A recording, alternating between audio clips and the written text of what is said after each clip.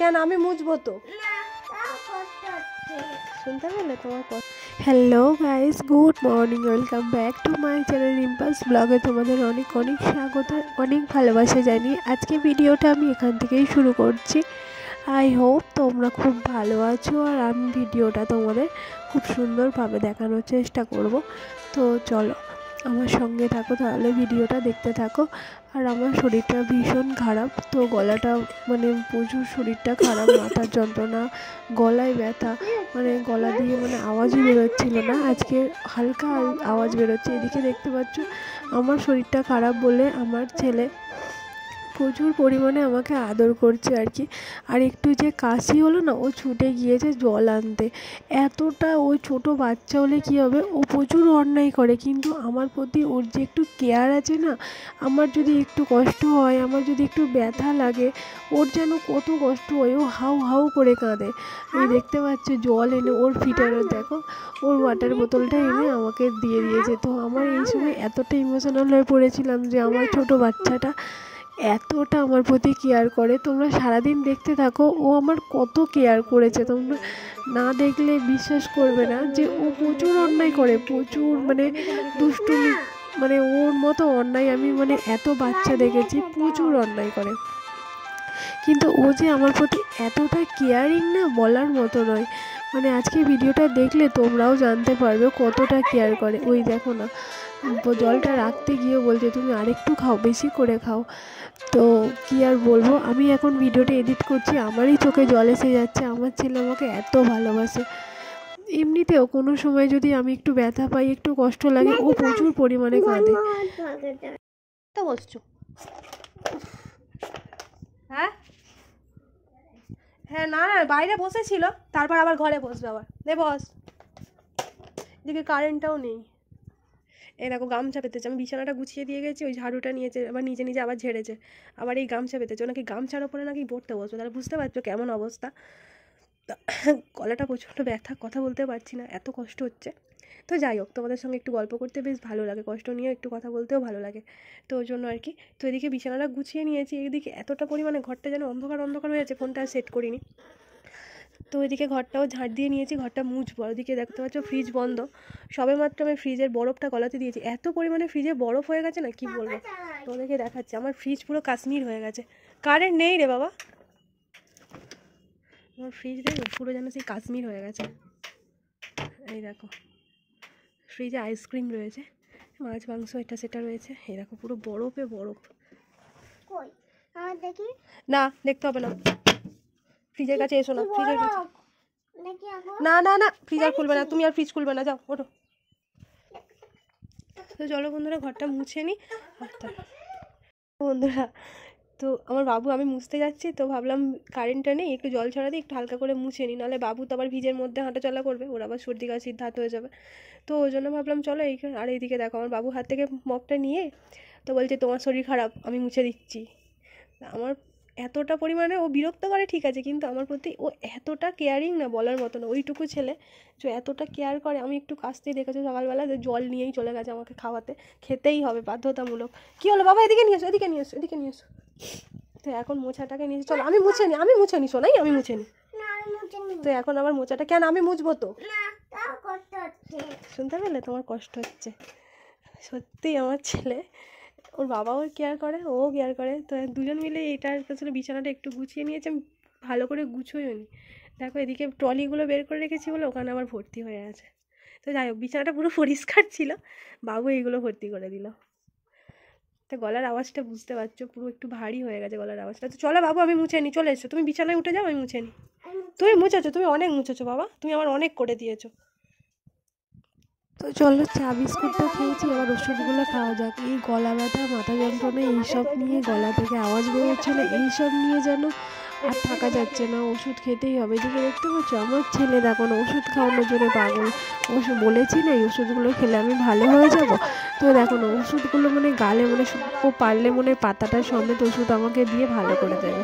ওর মনের এইটাই যুক্তি যে সব ওষুধগুলো মাম্মামকে খাইয়ে দেবো, মাম্মাম তাড়াতাড়ি ভালো হয়ে যাবে।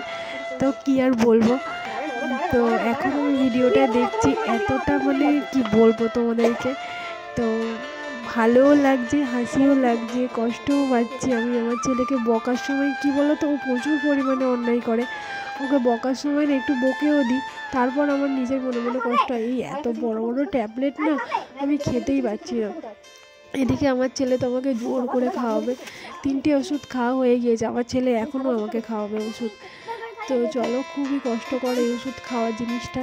তো এতক্ষণ তো ওষুধ না খেয়ে থাকছিলাম, তো ওষুধটা এবার খেতেই হবে, এতটা বাধ্যতামূলক হয়ে যাচ্ছে। এদিকে বরের কাছেও বকা খাই ওষুধ না খাওয়ার জন্য। তো কী আর করা যাবে। এদিকে আমার ছেলে, একজন হাত থেকে বাঁচি তো আর একজনের হাতে। তো আমার ছেলে আমাকে তো ওষুধ খাইয়েই ছাড়বে, এইরকম অবস্থা। এদিকে দেখো সবজি কাটতে বসে গিয়েছি, পাশে আমাকে হেল্প করছে বাবু। বাবু বলছে তুমি এইসব পারবে না, তোমার শরীর খারাপ। তো আমি কেটে দিচ্ছি। আর এইগুলো হচ্ছে আমাদের গাছের বিনস। তো গাছের বিনস যতটুকু লেগেছে ততটুকুই এনেছি, এর আগেও একদিন এনেছিলাম, তো বেশ ভালোই লাগে। তো খাওয়া দাওয়া তো আর বন্ধ করবো না, খাওয়া দাওয়া তো খেতে হবে, শরীরটা খারাপ হোক হলেও কিছু করার নেই। তো আজকে তেমন কিছু রান্না করব না, তোমাদেরকে বলছি, দাঁড়াও। আর এদিকে বাবু দেখো, বাবুকে তো ছুরিটা দিতে পারি না, বাবুকে ওই যে সবজি ছলি যেটা দিয়ে, মানে সবজির খোলাগুলো, তো ওইটাই দিয়েছি। তো ওকে তবুও বারণ করছি, তবুও কথা আমার শুনছে না, কি করব বলো। আর কাছে না বসিয়ে রাখলে বাইরে মানে একটু চোখের আড়াল হলে অন্যায় করছে। তো তার জন্য চোখের কাছে বসিয়ে রেখেছি আর কি, নিজের চোখের সামনে বসিয়ে রেখেছি, মানে এপার থেকে ওপার হয়ে গেলেই অন্যায়। তো ওখানে এনেছিল আজকে কাঁচকলা, তো কাঁচকলা বাবু দেখে বললো ভাজা খাবে, তো ওই জন্য ভাবলাম চলো বাবুকে একটু কাঁচকলা ভেজে দিই। তো জাস্ট নুন আর হলুদ দিয়ে একটু ভেজে দেবো, আমাদের কাঁচকলাটা খাওয়াই হয় না। তো আজকে দেখতে পাচ্ছি এনেছে, তো ভাবলাম চলো একটু বাবুকে কলা ভাজা করে দিই। তো ওই জন্য এই দেখো কলা ভাজা করছে, আর ওই দেখো আমার সামনে উঠে পড়েছে, ও নাকি রান্না করবে, মানে আমার সব কিছুই ও করে দেবে আর কি। আমি বলছি বাবু তুমি বড় হলে তুমি আর আমার করে দেবে না, বলছে হ্যাঁ আমি করে দেবো। তো তো এইরকম কথা বলতে বলতে করছি, আমি আর আমার ছেলে বাড়িতে আছি। তো এদিকে দেখো কলা ভাজা হচ্ছে, আর আজকে দুপুরে রান্না তেমন কিছুই হবে না, হলে অনেক কিছুই হতো। আমাদের জন্য ভাত হতো, মায়ের জন্য তো শুকনো খাবার হতো। তো বড়মশাই বলেছিল যে আমাদের জন্য ভাত রান্না করতে হবে না, অনেক কিছু করতে হবে, সেই ভাত করলে তো আমাদের ডালিয়া বসিয়ে দেবে। তো সেই কথা মাকেও বললাম যে আমরা তো ডালিয়া খাবো, তুমি তাহলে কী খাবে। তো মা বললো আর আমার জন্য আর লুচি পরোটা করতে হবে না, আমিও ডালিয়া খেয়ে নেব। তো একটাই ভালো হলো। তো নিজের শরীর খারাপে একটু না রান্নাবান্নার দিকে একটু রেস্ট পেলে অনেকটাই রেস্ট। রান্নাবান্না কী বলো তো, রান্নার জোগাড় করা, রান্না করতে গেলে অনেক কিছু বাসনও পড়ে, বাসন মাজো, কাটাকুটি করো, অনেক কিছু ঝামেলা। আবার অনেকক্ষণ ধরে দাঁড়িয়ে দাঁড়িয়ে রান্না করো, এতটা পরিমাণে মাথাটা যন্ত্রণা করছে না, মনে হচ্ছে না এক্ষুনি গিয়ে আবার শুয়ে পড়ি।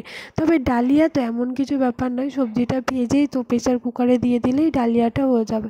এটাই আজকের আমার কাছে অনেকটা পরিমাণে রেস্ট, সবার কাছে অনেক ধন্যবাদ। আর আমার বর তো ডালিয়া, খিচুড়ি এইসব জিনিস মানে প্রেসার কুকারে যেগুলো হয় ও খেতে খুবই ভালোবাসে, খুবই ভালোবাসে। এই দিকে আমি একটা মানে কি বলবো, বাঁচোয়া বলতে পারো। ওদিকে কলা ভাজা হচ্ছে, এদিকে সিঁড়ির কাছে এসে বসলাম। বাবু যেহেতু এখানে খেলা করছে, ওকে একটু নিচে নামিয়ে দিয়েছি, সারাক্ষণ কোলেতে নিয়ে রাখা যায় না, বড় হচ্ছে তো ছটপটও করে। আর এই কী হলো যে শরীরটা খারাপ, বেশ 2-1 দিন ধরে এই শরীরটা খারাপ। এই আঙ্কেলটা এখানে লাইটে বসিয়ে দাও না। আমি সব পারি না, তুমি করো। 2-1 দিন ধরে শরীর খারাপ, ওই জন্য ভিডিও আপলোড দিতেই পারছি না। তো কী হচ্ছে কী জানি। তো আজকের গলাটা একটু ভালো আছে, তো ওই জন্য ভাবলাম চলো ভিডিওটা অন করি। তো আগে তো কথাই বলতে পারছিলাম, এত কষ্ট হচ্ছিল। কালকের এই মাথা প্রচণ্ড যন্ত্রণা হচ্ছিল। তো ঠান্ডা লেগে গিয়েছে, কী বলতো ওয়েদারটা চেঞ্জ হচ্ছে, তো আমার মনে হচ্ছে ওই কারণেই ঠান্ডাটা লেগে গিয়েছে। তো খারাপের উপর খারাপই খবর হয়। ওদিকে বোনেরও শরীরটা খারাপ, আমারও শরীরটা খারাপ, দেখতেও যেতে পারছি না। বোনও মনে মনে খারাপ ভাবছে, আমাকে ফোন করে বলছে যে তুই আমাকে দেখতে আসছিস না। ওদিকে বোনেরও শরীরটা খারাপ, এদিকে আমারও শরীরটা খারাপ। আমার শরীর খারাপ হয়ে কী বলতো বাড়িতে বলিনি, কত মানুষ কত মাথায় নেবে বলো তো। বাড়ি ও আছে আমাদের, মানে আমার বাপের বাড়িতে আছে। তো যাই হোক বন্ধুরা, তো দেখতে থাকো ব্লগ। কলা ভাজা হয়ে গিয়েছে, বাবুকে 4-5 পিস কলা ভাজা দিয়েছি। আর ওদিকে আলু সিদ্ধ ছিল কালকের এটা, তবে আলু সিদ্ধটা ভালোই ছিল, ফ্রিজে ছিল। তো ওগুলো সবজি মানে স্যালাডের মতো সব কিছু কুচিয়ে নিয়েছি। বাবু যদি একটু মুড়ি খেতে চায় খাবে, আর ওই কলা ভাজাটা খেয়ে নেবে। আর চলো এদিকে স্নান করে উপরে চলে এসছে, আর বাবুকে খাওয়ানো হয়ে গিয়েছে। ডালিয়া করেছিলাম, মাকে খেতে দিয়ে এসছি। তো এদিকে তো অনেকক্ষণ আগে জামা কাপড়গুলো শুকনো দিয়েছিলাম, তো ভাবলাম চলো এই জামা কাপড়গুলো একটু উল্টে পাল্টে দিই, তাহলে ঝট করে শুকনো হয়ে যাবে। এখন যা রোদ উঠেছে, 12টায় জামা কাপড় কাচলেও মানে বিকালবেলা ভালোভাবে শুকনো হয়ে যায়। তো প্রচুর রোদ উঠছে না, রোদটা বেশ ভালোই চড়া, আর বেশ গায়েও লাগছে আর কি। আর আজকে বেশি জামা কাপড়ও ছিল না, মাত্র এই কয়েকটা বাবুর জামা কাপড়, আমার একটা নাইটি, আর এই দেখো এই কয়েকটা জিনিস ছিল। তো চলো এবার বাবুকে ঘুম পাড়াই। তো চলো। এই এই কি গালে দিচ্ছিস? কেন? গাল থেকে বের করো, ঢাকাটা গালে চলে যাবে। চলে এসো চলে এসো চলে এসো। তো বাবুকে খাওয়ানো হয়ে গেছে, বাবুকে এবার ঘুম পাড়িয়ে দেবো। আর আজকে ডালিয়া রান্না, তো ডালিয়া রান্না কিছুই শেয়ার করিনি। তো ডালিয়া আর কি শেয়ার করবো বলো? চলো চলো চলো, আমি ঘরে দরজা দিয়ে দেবো, আজকে ঢুকতেই দেবো না। এবার দেখো কেমন আসবে। খুব বকা দেবো আমি।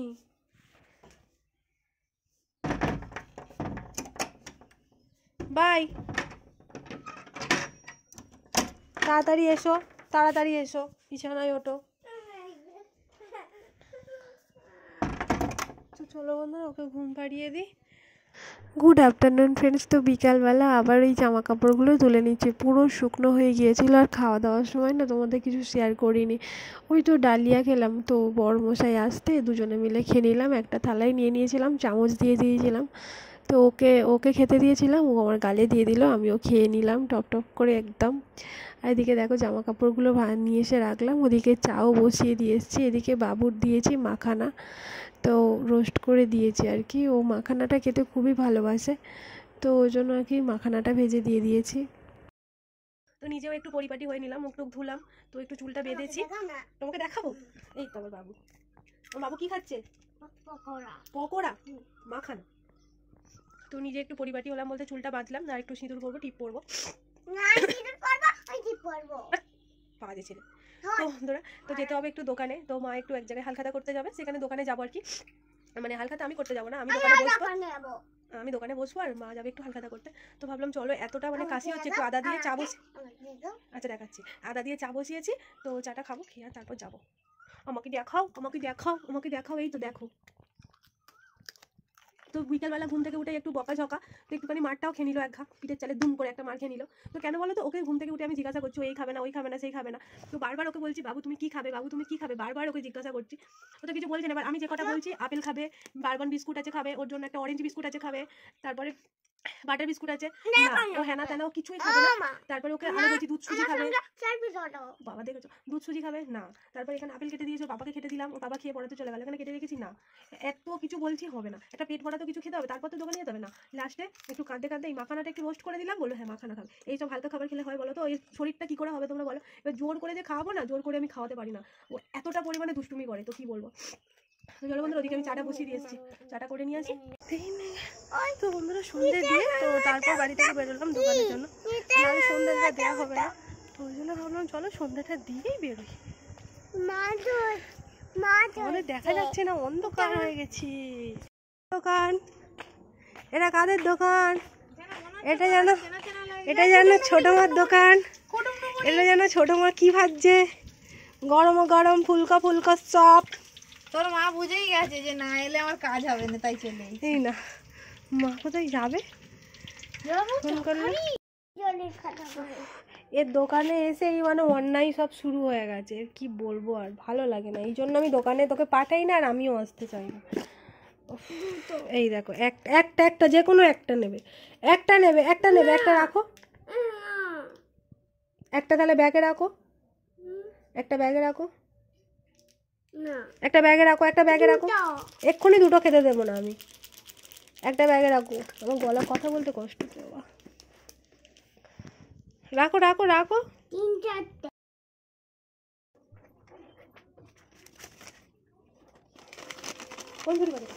এইটা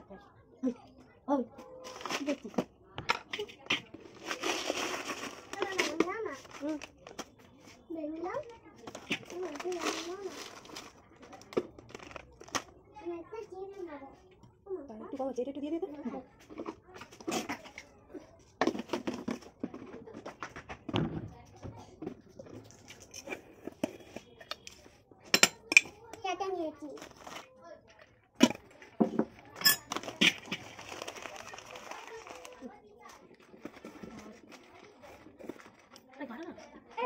খাবি খাবি ওখানে গিয়ে? হ্যাঁ কোথায় বাড়ি খাবি কিন্তু নিয়ে যাচ্ছি ওখানে কড়াই বাজারটা করে বসে বসে খাবি, তাই তো? করতে গিয়ে সবাই খাওয়া দাওয়াটা হয় ভালো বল, তোরা সবাই নিয়ে যাস। হ্যাঁ কেউ যেতে নিয়ে যায় না, তো বলে দিলে কি 3 টাকা আর কি, আর এই দুটো তো বলে দিলে কি নিয়ে যাচ্ছিস?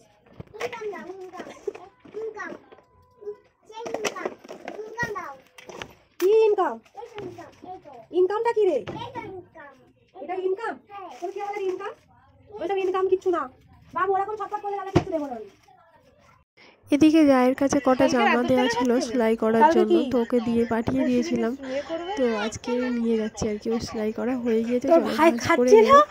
তো আমার জন্য আজকে মেশিনে তুলে নিয়েছি, আমি একটা গালে ওখানে ফেলে দিলাম, নতুন সেলাই করার ছিল।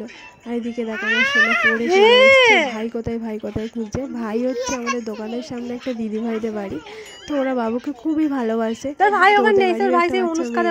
তো ওর সঙ্গে খেলা করছে আর কি। তো ওর সঙ্গে বাবু সারাক্ষণই খেলা করে, অনুষ্কা দিদি আর কি বাবুর। বাবু সোনা নিমকি খাবে, আমি হাতে করে বললাম যা দোকানে যাই গিয়ে খেয়ে নে। তো বাবু খাচ্ছিল আর কি। তো চলো এবারে বাড়ি যাওয়া যাক। এদিকে বাড়ি চলে এসে তো রুটি না সরি আজকে পরোটা করবো ভাবছি, তো ওই জন্য দেখো পরোটা বেলে নিচ্ছি। চলো আমার সঙ্গে থাকো।